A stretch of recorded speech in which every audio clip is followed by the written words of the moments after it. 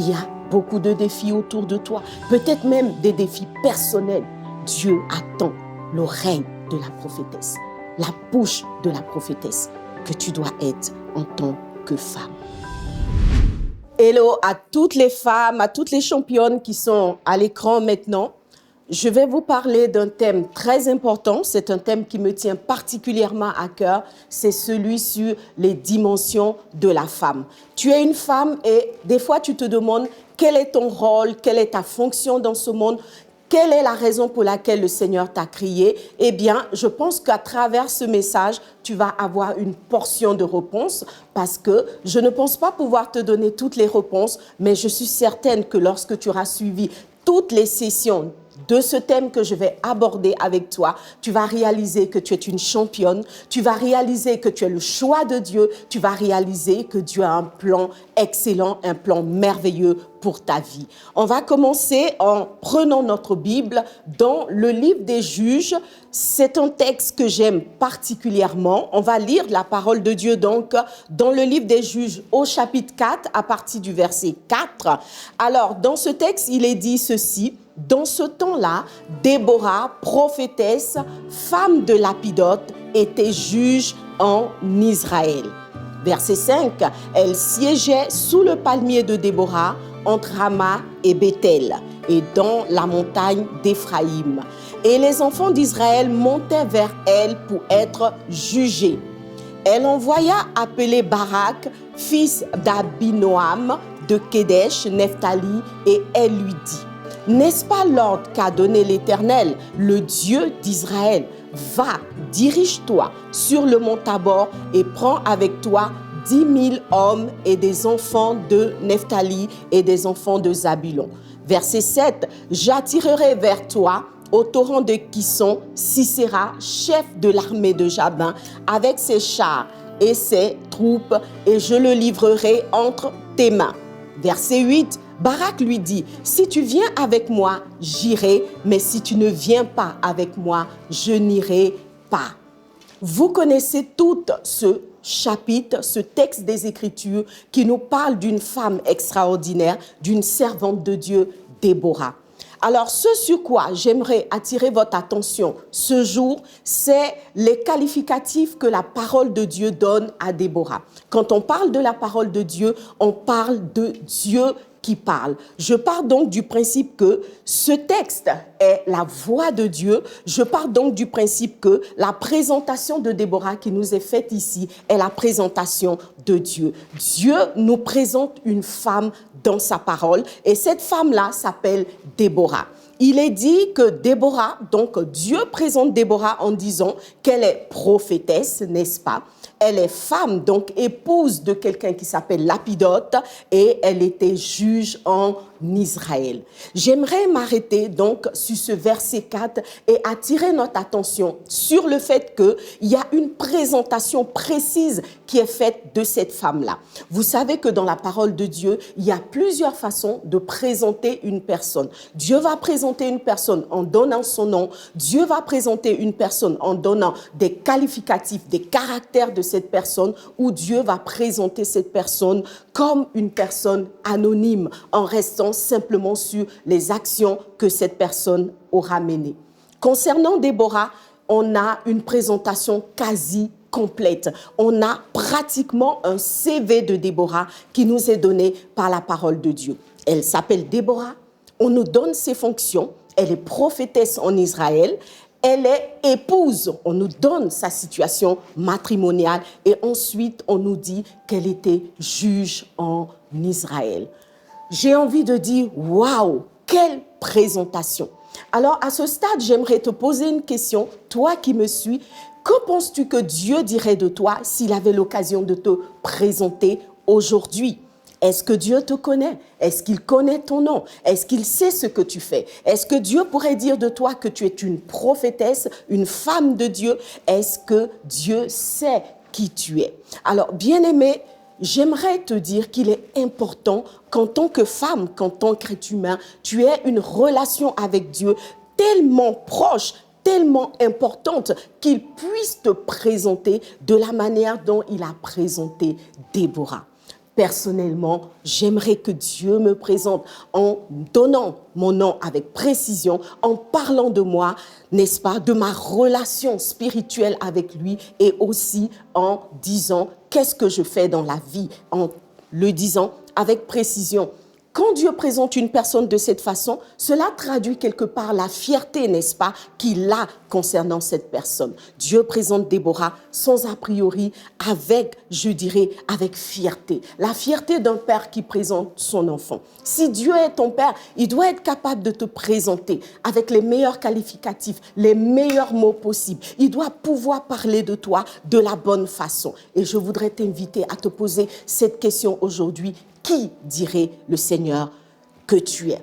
Qu'est-ce que Dieu est capable de dire de toi? Est-ce que tu es une personne qui est tellement dans la lumière, tellement dans la vérité, que Dieu n'aura aucune hésitation en parlant de toi, ou tu es plutôt dans les ténèbres, mi-figue, mi-raisin, un peu sombre, pas tout à fait clair. Dieu a des hésitations, il ne sait pas trop ce que tu fais, il ne sait pas trop qui tu es. Non, en tant qu'enfant de Dieu, ton CV doit être clair devant le Seigneur, parce que la Bible te présente comme une enfant de lumière, un enfant de lumière. En tant qu'enfant de lumière, nous devons être dans la vérité et cela est très important. Alors nous revenons à Déborah et nous voyons qu'il y a 3 états que Dieu présente d'elle. Il dit qu'elle est prophétesse. C'est la première dimension de cette femme extraordinaire. La deuxième chose, il dit qu'elle est épouse, femme de Lapidote. Deuxième dimension. Et la troisième chose, il est dit qu'elle est juge en Israël. Déborah, prophétesse de l'Éternel. Je t'ai dit que j'allais parler des 3 dimensions de la femme selon le cœur de Dieu. Pour moi, c'est cela. Déborah est présentée selon le cœur de Dieu. Dieu parle d'une femme et il dit les choses qui sont importantes pour lui. Alors, prophétesse, épouse, juge en Israël, voici les éléments essentiels que Dieu a tirés de la personne de Déborah. Alors, commençons aujourd'hui par sa dimension spirituelle, prophétesse. Déborah est prophétesse. Qu'est-ce que c'est qu'un prophète ou qu'est-ce que c'est qu'une prophétesse? Un prophète, c'est un personnage, nous le savons, qui parle par inspiration divine. Alors le prophète va prédire l'avenir, va donner, n'est-ce pas, des instructions, des directives de la part de Dieu. En résumé, on peut dire que le prophète ou la prophétesse est une personne qui parle de la part de Dieu, donc qui est la bouche de Dieu. J'ai envie de dire, waouh, la bouche de Dieu. Est-ce que tu n'as pas envie d'être la bouche de Dieu? Je sais, nous sommes dans une époque, dans une saison où tout le monde, plus ou moins, en tout cas, se proclame prophète, prophétesse. On trouve des prophètes à tous les coins de rue, on trouve des prophétesses avec des annonces dans les journaux, etc. Mais là, je te parle d'une prophétesse reconnue par Dieu lui-même. C'est-à-dire, Dieu lui-même dit, oui, cette femme-là, elle parle de ma part. Donc, c'est une prophétesse. Alors, j'ai envie de dire, n'est pas prophétesse qui veut. Si Dieu te présente prophétesse, c'est que tu l'es vraiment. Mais devenir la bouche de Dieu n'est pas quelque chose qui s'acquiert du jour au lendemain. À mon sens, c'est un processus, c'est une vie, c'est un cachet, n'est-ce pas, que Dieu met sur la vie d'une personne après l'avoir éprouvée. Alors, comment est-ce que Déborah est-elle devenue prophétesse? Ou je dirais, comment est-ce qu'on peut devenir prophétesse? Prophétesse est d'une certaine façon un aboutissement, l'aboutissement d'une relation avec Dieu. Par exemple, si moi, je trouve une personne et que je peux dire, cette personne la parlera de ma part, cette personne sera mon porte-parole, c'est parce que quelque part, j'ai établi une relation de confiance avec cette personne, c'est parce que quelque part, je pense que cette personne me connaît suffisamment pour transmettre mon message, n'est-ce pas? C'est parce que quelque part, je pense qu'il y a assez d'intimité, assez de proximité entre cette personne et moi pour qu'elle soit le porteur de mon message. Cela va sans dire que être prophétesse de l'Éternel emmène, n'est-ce pas, une condition. pose une condition. C'est la condition de l'intimité avec Dieu. C'est la condition de la proximité avec Dieu. C'est la condition de soi-même déjà avoir des tête-à-tête avec Dieu, des bouche à bouche avec Dieu. Pouvoir parler de la part de Dieu, cela signifie être capable d'entendre Dieu, n'est-ce pas, me parler avant que je sois dans un deuxième mouvement capable, n'est-ce pas, de transmettre son message. Alors, je comprends donc que, et tu le comprends, que être prophétesse de l'Éternel, c'est avoir une intimité réelle et profonde avec Dieu. Je m'arrête à ce niveau pour te ramener cette question. Quelle est la situation de ton intimité avec Dieu? As-tu une intimité avec Dieu? As-tu une relation personnelle avec Dieu? Je sais, on peut choisir d'être un perroquet, répéter ce qui se dit, répéter ce qu'on a lu ou entendu, et puis se faire passer pour un prophète. Mais ce n'est pas cela, le véritable prophète. Le véritable prophète a une seule source. Sa source, c'est Dieu. La prophétesse a une seule source, c'est Dieu. Et cette source-là se rencontre dans une intimité profonde, n'est-ce pas, avec le Seigneur. Comment est-ce que j'établis cette relation profonde avec Dieu? Par la qualité de ma vie de prière, par la qualité de ma vie de méditation, qui, n'est-ce pas, se fonde d'abord sur une réelle et véritable conversion. Il n'y a pas trois dieux, il n'y a pas quatre dieux. Il y a un seul Dieu, le Père, le Seigneur, le véritable, le Seigneur Jésus. Et avoir une relation avec lui passe d'abord par la conversion. Tu dois être converti. Il a dit à Nicodème, tu dois naître de nouveau. Nicodème était un enseignant, n'est-ce pas? C'était un serviteur de Dieu, c'était un enseignant de la parole. Mais à un moment donné, Jésus lui a dit, Nicodème, si tu veux faire les choses que je fais, si tu veux comprendre ma parole et la transmettre fidèlement, tu as besoin de naître de nouveau. Alors, prophète, prophétesse, ça commence par une véritable naissance, une véritable nouvelle naissance, c'est-à-dire une véritable conversion. Convertis-toi, ma sœur. Ne sois pas une chrétienne de circonstance, ne sois pas une chrétienne d'habitude ou je dirais comment dire ça, de famille. On est chrétien de famille parce que mon père était chrétien, ma mère était chrétienne. Non, cela ne fera pas de toi une prophétesse et encore moins la bouche et l'oreille de Dieu. Tu as besoin d'être dans la présence du Seigneur pour être une prophétesse. Je vais lire un texte qui se trouve dans Luc 2, l'évangile de Luc, le chapitre 2. À partir du verset 36, il est dit, parlant de Anne, la prophétesse, il est dit, il y avait une prophétesse. Anne, fille de Phanuel, de la tribu d'Aser. Elle était fort avancée en âge et elle avait vécu 7 ans avec son mari depuis sa virginité. Restée veuve et âgée de 84 ans, elle ne quittait pas le temple. Elle servait Dieu jour et nuit, nuit et jour dans le jeûne et la prière. Voici une prophétesse du Seigneur. Et vous voyez que les conditions qui sont données quand on parle d'elle en tant que prophétesse, ce n'est pas ce qu'elle mangeait à midi ou le soir, ce n'est pas de quoi elle était vêtue, ce n'est même pas important. Le plus important que Dieu a trouvé nécessaire de faire ressortir, c'est le temps qu'elle passait dans sa présence. La présence de Dieu, l'intimité avec Dieu, le relationnel profond et véritable avec Dieu. Voici ce dont tu as besoin aujourd'hui pour être un instrument efficace, pour être une femme selon le cœur de Dieu dans la première dimension que lui, il a envie de mettre en avant. L'intimité, l'oreille à l'écoute du Saint-Esprit, cette tranquillité dans sa présence. Ces temps de prière qui de plus en plus nous font défaut pour tellement de raisons aujourd'hui, dans notre monde pressé, dans notre monde hyper occupé, dans notre monde n'est-ce pas, surdimensionné avec les réseaux sociaux. Tu dois retrouver cette intimité avec le Seigneur parce que Dieu cherche la prophétesse qu'il a fait de toi.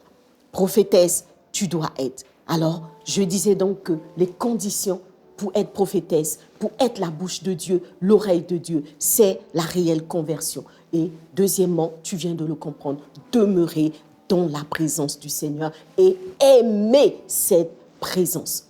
On ne peut pas passer autant d'années, autant de temps que Anne l'a fait dans la présence de Dieu si on n'aime pas ce Seigneur-là. Tu dois passer du temps dans la présence du Seigneur. David pouvait nous le dire. Il y a de la joie à être dans la présence du Seigneur. Au psaume 27, le verset 4, David nous dit « Je demande à l'Éternel une chose et je la désire vraiment. Je voudrais habiter toute ma vie dans la maison de l'Éternel pour contempler l'Éternel, pour admirer son temple. » Je veux être prophétesse, je dois aimer la présence de Dieu. Et quand je suis dans la présence de Dieu, ça doit être d'abord pour l'admirer. Ça doit être d'abord pour le contempler. Ce n'est pas une présence dans laquelle je viens avec un sac de demandes, avec 50 kilos de demandes. Non, j'aime la présence de Dieu parce que j'aime ce Dieu-là. J'aime sa douceur. J'aime la vérité qu'il représente. J'aime sa lumière. J'aime sa parole. Voici ce qui me pousse à rester dans la présence de Dieu. Et nous le savons toutes. David a été plus prophète que le mot prophète parce qu'il a été l'un des premiers dans l'Ancien Testament qui a annoncé la venue du Christ. Il a parlé de Christ comme s'il était dans son époque, comme s'il était son ami du quotidien. Parce que justement, il y avait la parole prophétique en David. Tu dois aimer la parole, tu dois aimer la prière. Et ce sont ces éléments-là qui vont te rapprocher de Dieu. Dieu ne cherche pas des enfants pleurnichards. Dieu cherche des hommes et des femmes qui l'aiment vraiment. Il a pu dire à la Samaritaine, le temps vient et il est déjà là où les véritables adorateurs vont adorer le Père en esprit et en vérité. Tout ton cœur, tout ton esprit, tout ton être doit être tourné vers ce Dieu que tu dis adorer. Loin du bruit, loin du folklore, loin de tout ce qui est mouvement religieux, mais dans une intimité réelle et profonde avec lui. Alors, choisis aujourd'hui d'être, n'est-ce pas, une prophétesse. Aimez Dieu véritablement. Beaucoup de chrétiens n'aiment pas vraiment Dieu. On aime ce que Dieu tient dans ses mains. On aime ce que Dieu est capable de nous donner. Mais Dieu cherche de véritables adorateurs et adoratrices qui pourront être les porteurs de sa parole, les porteurs de son message pour le monde d'aujourd'hui, les porteurs de sa vision pour cette génération. Es-tu prête, femme, à être la bouche de Dieu, l'oreille de Dieu, à être cette prophétesse comme Déborah a pu l'être? Et allant plus loin dans le texte, nous avons vu que la prophétesse qu'elle était a été une solution, n'est-ce pas, pour son époque. Une solution. Parce qu'il y a beaucoup de choses dans le monde d'aujourd'hui. Des fois, il arrive des choses, on pourrait dire, mais où était Dieu? Qu'est-ce que Dieu faisait? Pourquoi est-ce qu'il ne l'a pas annoncé? Mais Dieu dit, je cherche un homme, je cherche une femme qui pourrait être ma bouche. Dieu veut parler, Dieu veut se révéler, Dieu veut montrer quand quelque chose va se passer. Mais où sont les prophètes? Où sont les prophétesses aujourd'hui? Je crois que tu en es une et que tu comprends que le ministère prophétique, la dimension prophétique de la femme que tu es a besoin d'être réveillée. Israël était dans les tourments. Il semblait qu'il n'y avait pas de solution, mais la solution se trouvait dans une voie prophétique. Et Dieu merci, Déborah était à son poste, prophétesse de l'Éternel, pour apporter la solution, pour apporter la réponse, pour dire ce que Dieu allait faire, pour donner des instructions, pour que chacun soit à sa place, afin que la volonté de Dieu, qui est la paix, la volonté de Dieu, qui est la délivrance, la volonté de Dieu, qui est la guérison, puisse être manifestée dans le monde dans lequel elle était. Il y a beaucoup de défis autour de toi, peut-être même des défis personnels. Dieu attend l'oreille de la prophétesse. la bouche de la prophétesse que tu dois être en tant que femme. Puisses-tu être, n'est-ce pas, cette femme que Dieu désire que tu sois. La prophétesse, je l'ai dit, c'est la bouche de Dieu. Et être la bouche de Dieu, c'est choisir que sa bouche soit une bouche de choix. C'est choisir de ne pas mélanger sa bouche à toute bouche. C'est choisir de faire de sa parole une parole précieuse. Parce que tu comprends aisément que Dieu ne parlerait pas par n'importe quelle bouche, que Dieu ne parlerait pas, ne mélangerait pas sa parole à n'importe quelle parole. Ton Dieu veut que ta bouche soit une bouche de choix. Arrête tout ce qui entraîne ta bouche dans le péché, dans l'iniquité, dans des choses qui n'honorent pas ton Dieu. Que ta parole ne se trouve pas mélangée avec des paroles de mensonges. Jacques pouvait dire, comment de la même source est-ce qu'il peut sortir la même, une eau salée et une eau douce? Non, Dieu veut que tu sois celle par qui il sort des choses douces. Et je vais finir avec ce texte de 1 Timothée 3, le verset 11 qui dit « Les femmes de même doivent être honnêtes, non médisantes, sobres, fidèles en toutes choses. » Sois cette femme-là. Utilise ta bouche pour des choses qui honorent ton Dieu et sois la première dimension de la femme selon le cœur de Dieu, une prophétesse comme Déborah, la prophétesse du Seigneur. Que Dieu te bénisse et rendez-vous à la prochaine session pour en savoir plus sur les 2 autres dimensions que le Seigneur attend que tu manifestes en tant que femme. Que Dieu te bénisse.